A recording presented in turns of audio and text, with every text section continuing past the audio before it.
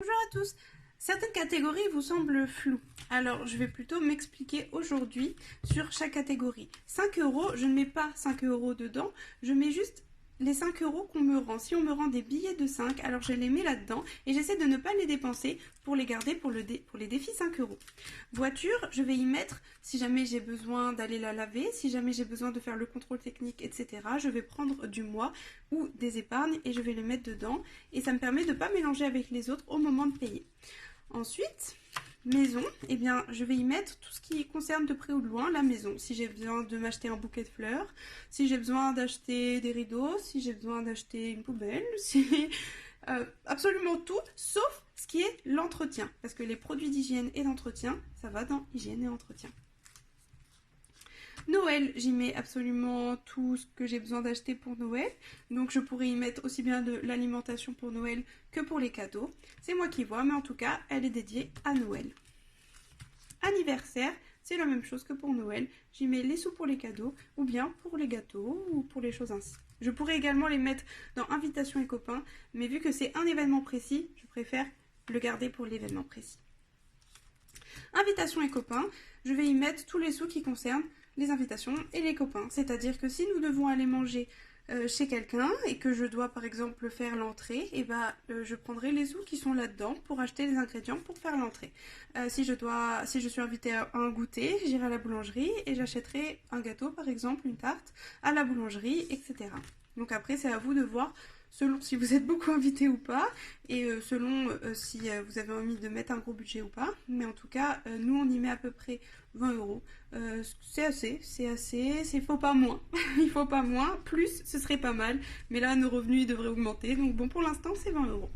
Ensuite, imprévu et divers. Donc imprévu, c'est si par exemple je dois aller à la poste, et je n'avais pas du tout prévu d'aller faire un recommandé, et bien du coup je vais prendre sur imprévu. Et divers, c'est si par exemple nous avons besoin d'acheter des écouteurs, un chargeur ou toute autre chose divers qui pourrait y avoir.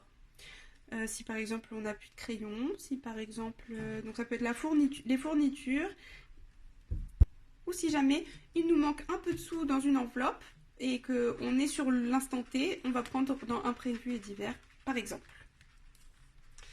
Ensuite, il y a les animaux. Donc les animaux, on y achète les croquettes avec. Et si jamais il y a besoin, on a l'épargne animaux. Et là, c'est pour si jamais vraiment il y a le vétérinaire ou des puces qui arrivent et qu'on doit acheter un produit, etc. Donc là, voilà, c'est pour les animaux. Ce qui concerne de près ou de loin les animaux. Pour moi, c'est tout ce que j'ai envie de m'acheter, qui peut me faire plaisir. Pour mes enfants, c'est le même principe. Si quelque chose leur fait plaisir, et c'est parti. Ça peut être tout simplement un cookie, un tour de manège, ça peut être si jamais ils ont envie d'aller au toboggan et compagnie. C'est comme de l'argent de poche à eux, mais sans qu'ils le sachent. Ou si jamais ils le savent, en tout cas ils savent qu'ils ont ce petit montant-là, qui n'est pas énorme, mais qui leur vont bien. Femme de ménage, c'est pour payer la femme de ménage. Scolaire, alors notre enfant fait l'école à la maison, donc du coup ça peut permettre de payer soit des affaires scolaires, ou soit tout simplement des spectacles, ou soit des coffrets, par exemple les coffrets Montessori, astronomie, etc.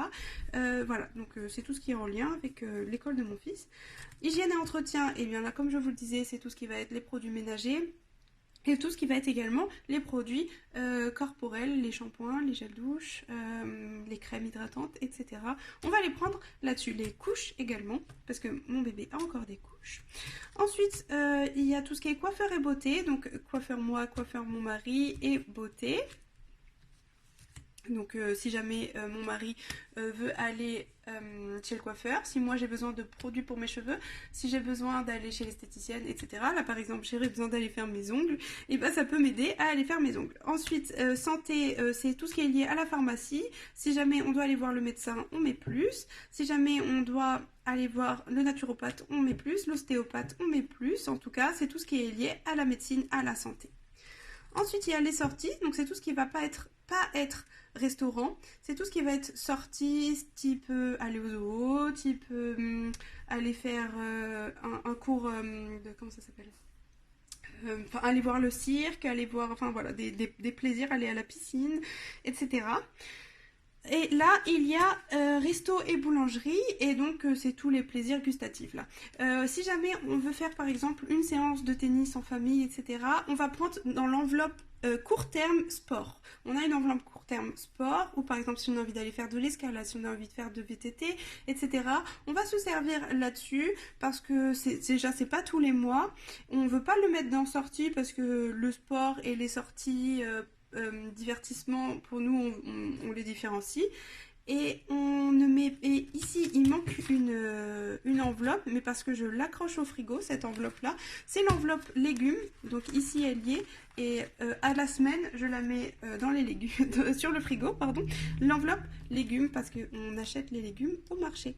Voilà, pour nous, pour nos catégories. Et je vous souhaite une belle journée.